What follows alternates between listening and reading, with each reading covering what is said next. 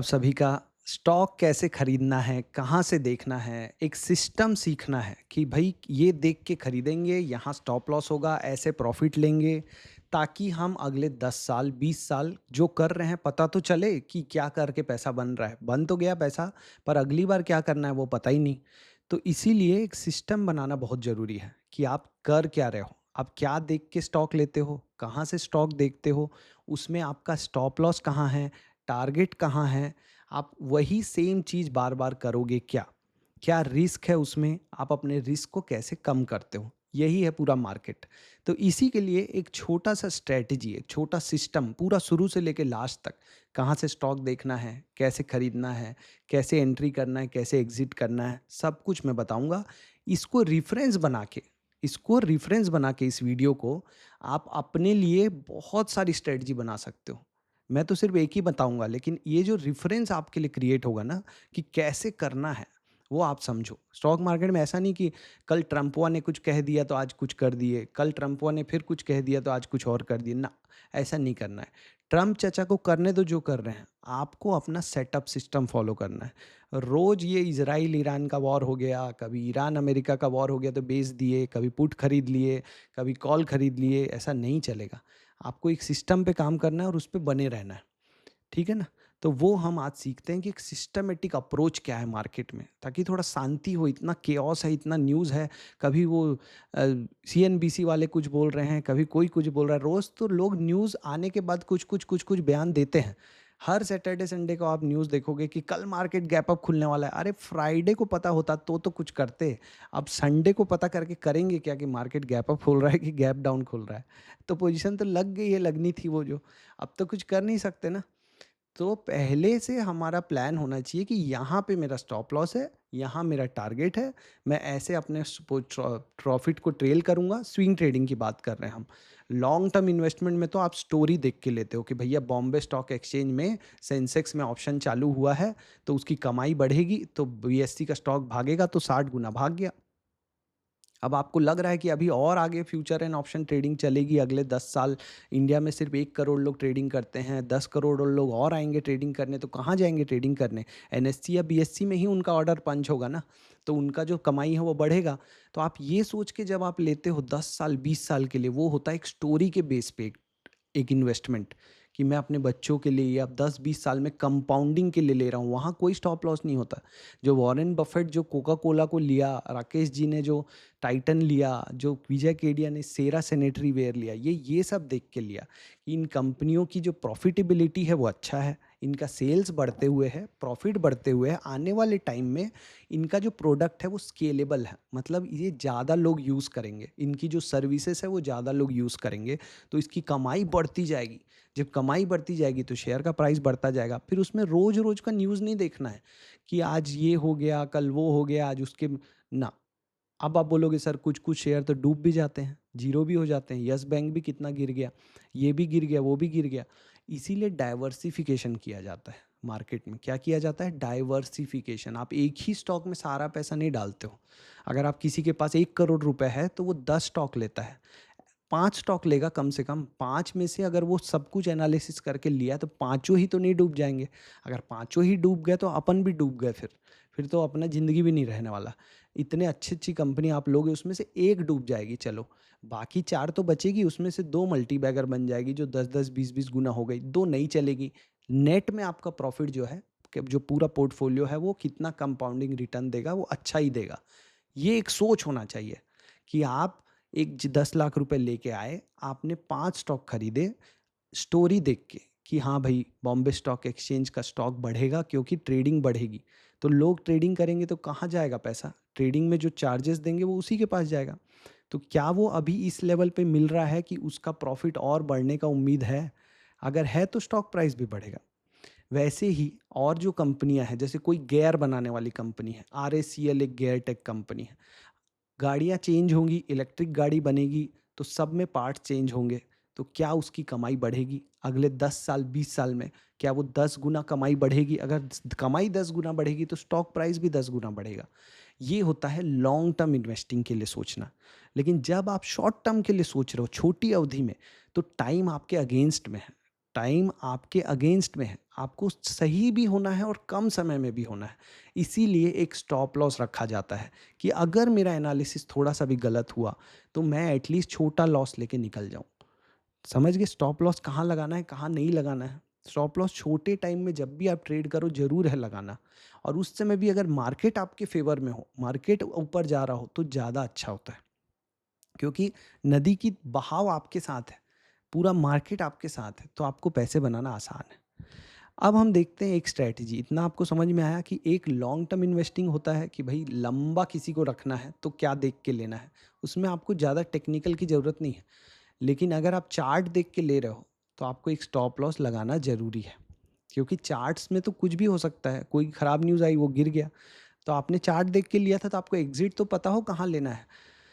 तो यहाँ पे हम लोग एक सिंपल सिस्टम बनाने की कोशिश कर रहे हैं जो आपको बताता हूँ।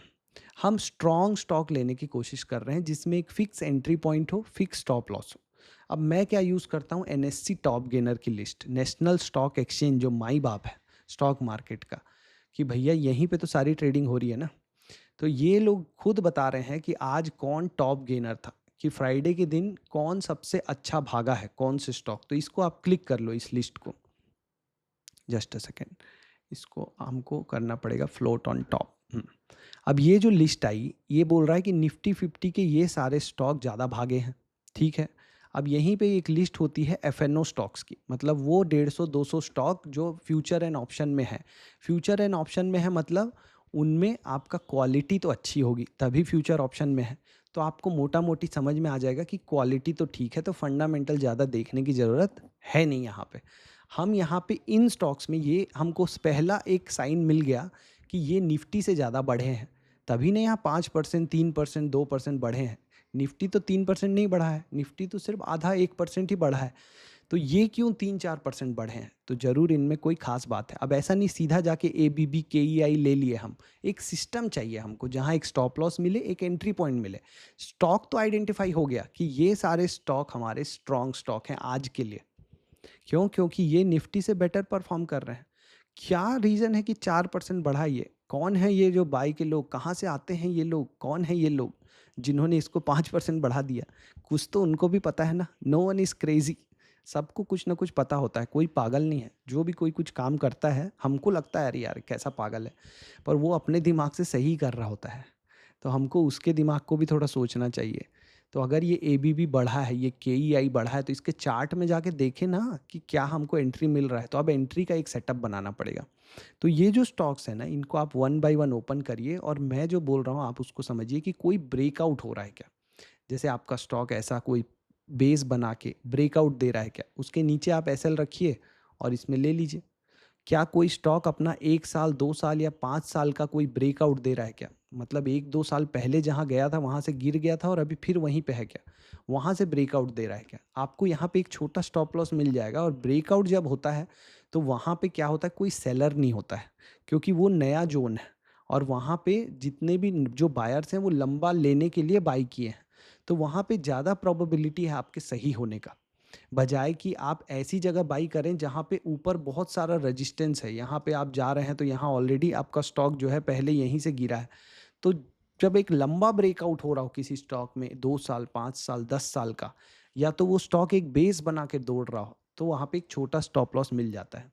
तो यहाँ पे आप वन बाय वन देखिए, जैसे मैंने देखा हुआ है इसलिए मैं आपको तुरंत खोल के दिखा देता हूँ। ये कैनरा बैंक का चार्ट, ये कैनरा बैंक का चार्ट है। अब इसमें आप देखिए ये यहाँ पे ब्रेकआउट हुआ था इस जोन में। इसको मैं इस आदमी को मैं इधर ले लेता हूँ, ये आदमी डिस्टर्ब कर रहा है हमें। ये जो जोन है यहाँ से भी ब्रेकआउट दिया था पहले, ये इस जोन से, ये इसका 2024 का हाई था। यहाँ से ये कप एंड हैंडल जैसा बना के ब्रेकआउट दिया, तो यहाँ पे हम क्या कर सकते थे अभी का भी बताऊँगा। यहाँ पे एक एसएल रख सकते थे क्योंकि यहाँ स्टॉक काफ़ी दिन ट्राई किया इसको तोड़ने का, फिर ऊपर गया, तो यहाँ एक एसएल रख सकते थे। एसएल को अपना ट्रेल कर सकते थे, ये जो भी बेस बन रहा है इसके नीचे। अभी भी देखो ये जो लेवल मैंने मार्क किया है ना, ये 15 साल का ब्रेकआउट होने वाला है। 2010 का लेवल है ये। 2010 में स्टॉक यहाँ गया था, वहाँ से गिर गया था। अब अगर स्टॉक इसके ऊपर एक ब्रेकआउट दे दे जहाँ अच्छा खासा वॉल्यूम आए, ब्रेकआउट में आप बोलेंगे ना फेक ब्रेकआउट कैसे पहचानते हैं, वॉल्यूम आना चाहिए। अगर आप इसी में आप एक इंडिकेटर लगा लें वॉल्यूम का, जो आपको वॉल्यूम का जो इंडिकेटर होता है, वॉल्यूम, ये जो वॉल्यूम इंडिकेटर है आप लगा लीजिए और यहाँ आप देखिए कि ये जो वॉल्यूम इंडिकेटर है इसमें जब ब्रेकआउट हो, जैसे यहाँ पे ब्रेकआउट हुआ था तो ये वॉल्यूम दिख रहा है आपको, इस तरीके का वॉल्यूम आना चाहिए, तभी वो सही ब्रेकआउट होता है। अगर वैसे वॉल्यूम के साथ ये जोन ब्रेकआउट दे तो हम वहाँ पे एंट्री कर सकते हैं। ये हमारा एक सिस्टम हो सकता है, कोई बाय सेल रिकमेंडेशन नहीं है आपके लिए, आपको एक सिस्टम सिखा रहा हूँ जो आपको बनाना है खुद से और सिस्टम्स ऐसे। अब जब ये स्टॉक इस तरीके का ब्रेकआउट देता है तो जो ये बेस पैटर्न होता है टेक्निकल एनालिसिस में, इसको थोड़ा जूम आउट करना पड़ेगा क्योंकि एक चार्ट में आ नहीं रहा, वीकली चार्ट बना के दिखाता हूँ।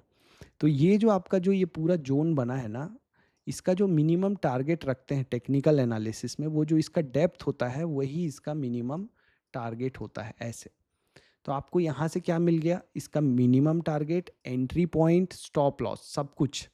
और यहाँ पे इसमें स्टॉप लॉस कैसे लगाना है, जैसे ये आपका चार्ट, डेली चार्ट बना लीजिए इसको, और जब ये स्टॉक यहाँ से ब्रेकआउट दे इस जोन से, जब ये ऊपर निकले यहाँ पे, अगर यहाँ से निकलता है ये और कंसोलिडेट करके निकलता है तो हम यहाँ पे अपना एसएल रख सकते हैं और एसएल को हम मूव कर सकते हैं, ये जितने भी बेस बने। जब आप माउंट एवरेस्ट चढ़ोगे तो बेस कैंप बना बना के चढ़ोगे ना जी, थक नहीं जाओगे, सीधा चढ़ जाओगे तो ऐसे भागते भागते, थोड़ा रुकोगे रात में, चाय पानी नाश्ता करोगे, फिर आप नए दिन में चढ़ोगे। तो यही होता है बेस कैंप, बेस बनाना। जैसे ये स्टॉक अभी क्या बना रहा है, एक बेस बना रहा है। ये बेस होता है जहाँ पे रिटेल पब्लिक जिसमें पेशेंस नहीं है उसको निकालेगा। क्यों? क्योंकि उन लोग इतना दिन नहीं बैठ सकते, उनको रोज़ पैसा चाहिए। अगर ये स्टॉक अगर 3-4% गिरेगा तो डर के मारे निकल जाएंगे, क्योंकि सिस्टम तो कुछ है नहीं, ऐसे ही सोच के ले लिए थे कि बढ़ेगा, मान लो कोई, तो वो क्या करेगा, वो जैसे ही एक स्टॉक एक दिन गिरेगा ना ये 4-5% और फिर अगले दिन गिरेगा, फिर अगले दिन गिरेगा, तो वो निकल जाएगा कि अब तो ये स्टॉक इस लो को भी तोड़ दिया, अब मैं निकल जाता हूँ। तो वैसे लोगों को निकालने के लिए बेस बनता है। और जो स्ट्रॉन्ग हैंड्स हैं, जिनको पास सिस्टम है एक, जिनको भरोसा है, या जो लॉन्ग टर्म इन्वेस्टर हैं, जो स्टोरी देख के आए हैं कि 10 साल में ये हो जाएगा वो हो जाएगा, वो लोग बैठे रहेंगे। उनमें कितनी ताकत है, उनमें कितना कन्विक्शन है कि ये स्टॉक बढ़ेगा, उससे डिपेंड होता है कि वो स्टॉक गिरेगा कि नहीं गिरेगा। क्योंकि अगर वो बैठे हुए हैं, वो और खरीद रहे हैं तो स्टॉक नहीं गिरेगा, अगर वो ही डर रहे हैं तो स्टॉक गिरेगा। तो हमको अपना सिस्टम फॉलो करना है कि अगर यहाँ से ब्रेकआउट दे, जैसे ये पिछली बार जब ब्रेकआउट दिया इस जोन को, तो आप यहाँ एसएल रखते, तो आपको एसएल है तो अब आपको डरना नहीं है कि ये 2 दिन गिर रहा है फिर 2 दिन बढ़ रहा है। रोज़ रोज़ ऐसे आप अपना नियम चेंज नहीं कर सकते। तो आपको ये एक सिंपल सिस्टम मैंने बताया जस्ट फॉर आपकी समझदारी के लिए कि एक सिस्टम कैसे बनाते हैं। पहला, स्टॉक कहाँ से देखोगे, तो एनएससी टॉप गेनर की लिस्ट से हम स्टॉक देखेंगे, एफएनओ स्टॉक्स। दूसरा, उसमें एंट्री कहाँ करोगे, तो प्रॉपर रूल है, डेली चार्ट में जैसे ही ब्रेकआउट दिया बड़े वॉल्यूम के साथ, बड़ा वॉल्यूम मतलब आप सब बोलेंगे बड़ा वॉल्यूम मतलब जो इसका जो एवरेज वॉल्यूम आ रहा है, देखो वो यहाँ पे इतने रेंज में आ रहा है, लेकिन ये जो बड़ा वॉल्यूम होता है वो इस तरीके से दिखता है। तो आप इसमें देखिए कि ये वॉल्यूम सिग्निफिकेंट आना चाहिए, जब 15 साल का ब्रेकआउट दे तो वो वॉल्यूम पे आए तो आप उसमें लीजिए पोजीशन। जैसे जैसे ऊपर जाए अपना पोजीशन बढ़ाते जाइए, उसको बोलते हैं पिरामिडिंग, ऊपर जाते हुए शेयर में पैसा डालना। और एक स्टॉप लॉस रखिए, क्योंकि आप शॉर्ट टर्म के लिए ले रहे हो बिना इसका फंडामेंटल देखे कि कंपनी क्या करती है, क्या कमाती है, क्या सेल करती है, कुछ नहीं देखा है आपने। आप इसको 20 साल के लिए नहीं ले सकते ऐसे, आप इसको थोड़े टाइम के लिए ले सकते हो जब तक ये भाग रहा है। अगर आपको 20 साल के लिए लेना है तो आपको स्टोरी देखनी पड़ेगी, उसका फंडामेंटल देखना पड़ेगा कि कंपनी कैश जनरेट कर रही है कि नहीं, अपना जो ब्याज में पैसा लेके आती है उसको चुका पाने की उसमें है कि नहीं औकात, क्या वो इतना कमा पाती है कि अपना जो ब्याज से जो पैसा लेके आई है, जो कर्ज से जो पैसा लेके आई है, उधार डेट, उसका जो ब्याज आता है इंटरेस्ट, उसको चुकाने लायक कमा पा रही है कि नहीं, बचा पा रही है कि नहीं, जिससे फ्यूचर में ग्रो कर पाए। और कैनरा बैंक के ब्रांचेस खोलने के लिए जगह है कि नहीं, तो वो ग्रो कर सकती है कि नहीं, ये सारी चीज़ें आ जाएंगी वहाँ पे। वो एक अलग गेम है। अभी हम क्या कर रहे हैं, शॉर्ट टर्म, जो ज़्यादातर लोगों को पसंद है आप में से, शॉर्ट टर्म में स्विंग ट्रेडिंग में कैसे एक सिस्टमेटिक काम किया जा सकता है। अगर मार्केट अप ट्रेंड में चल रहा हो तो ज़्यादा अच्छा है शॉर्ट टर्म स्विंग ट्रेडिंग के लिए, क्योंकि वहाँ पे मार्केट आपके साथ होता है। और लॉन्ग टर्म जो है वो समझने के लिए आप पहले देखिए कौन सी कंपनी स्केलेबल है अगले 10 साल, जो जिसका प्रोडक्ट और सर्विस आगे जाके इंडिया में जो पैसे आएँगे, जो इंडिया के लोग और रिच हो रहे हैं, अमीर हो रहे हैं, तो वो क्या चीज़ों पे खर्चा करेंगे? किस चीज़ में एक्टिविटी बढ़ेगी? और अभी वो जो कंपनी है, वो प्रॉफ़िटेबल भी है और उसका एफिशिएंसी भी अच्छा है। मतलब आरओई, आरओसी अच्छा है। पी रेशियो भी कम में मिल रहा है डिसेंट, ये नहीं कि 1500 के पीई पे मिल रहा है। पीई भी ठीक-ठाक मिल रहा है। वो देख के आप लेते हो और फिर उसमें घबराते नहीं हो, क्योंकि आपने 5-10 स्टॉक लिए हैं लंबा रखने के लिए। हो सकता है थोड़े टाइम के लिए वो नीचे जाएँ, फिर वहाँ पे और अच्छा मौका होता है और पैसे डालने का, जब वो स्टॉक नीचे जाते हैं तो। लेकिन वो नियम यहाँ नहीं डाल सकते कि सर वहाँ पे तो नीचे जाने पे पैसा डालते हैं, तो यहाँ पे भी स्टॉक थोड़ा नीचे जाता है और डालने का। यहाँ पे आपको एक फिक्स स्टॉप लॉस रखना है। तो हर चीज़ का एक अलग नियम है। इंट्राडे का अलग नियम है, स्विंग ट्रेडिंग का अलग नियम है, लॉन्ग टर्म इन्वेस्टिंग का अलग नियम है, वैल्यू इन्वेस्टिंग का अलग नियम है। आप सबको मिक्स नहीं करना है। आपने जो चीज़ जैसे सोच के ली है वैसे ही करना है। अब कोई बोलेगा सर मेरे पास तो पहले से ही शेयर है, जो आपसे सीखा उससे पहले से मैं खरीद के रखा हूँ, फँसा हुआ हूँ, उसको क्या करूँ? अब आप मेरे को बताओ, अब आप कोई चीज़ आप ₹100 में लिए थे, अभी उसका रेट ₹60 हो गया है। तो ये गिरे जा रहा है, गिरे जा रहा है। आपको ऑलरेडी 40% का लॉस चल रहा है। आपको कोई और अच्छा स्टॉक मिल रहा है, जो अभी पोटेंशियल है कि 50% बढ़ जाए, 100% बढ़ जाए यहाँ से। अब आप इसी स्टॉक में क्यों अपना फ़ायदा कमाना चाहते हो कि मैं इसी को 60 से 100 होगा तभी निकलूँगा। आप इससे लॉस बुक करो और ये पैसा डालो आप उस अच्छी कंपनी में जहाँ पे 100% बढ़ने का चांस है। तो ये यहाँ जल्दी बढ़ेगा ना, 120 जल्दी होगा यहाँ, यहाँ लॉस जल्दी कवर होगा। पर वो सोच लाना अपने आप में वो बहुत टफ है। पर उसके लिए आपको ट्रेनिंग करना पड़ेगा अपने आप का। वैसे ही ये ब्रेकआउट देखना भी अपनी आँखों का ट्रेनिंग करना है। जितना ज़्यादा चार्ट देखेंगे आप शाम को, मार्केट बंद होने के बाद, चालू मार्केट में नहीं देखा जाता ये सब। आफ्टर मार्केट जितना काम करेंगे आप, उतना बेहतर होते जाएँगे आप। ठीक है? ऑल द बेस्ट, मिलेंगे नेक्स्ट वीडियो में।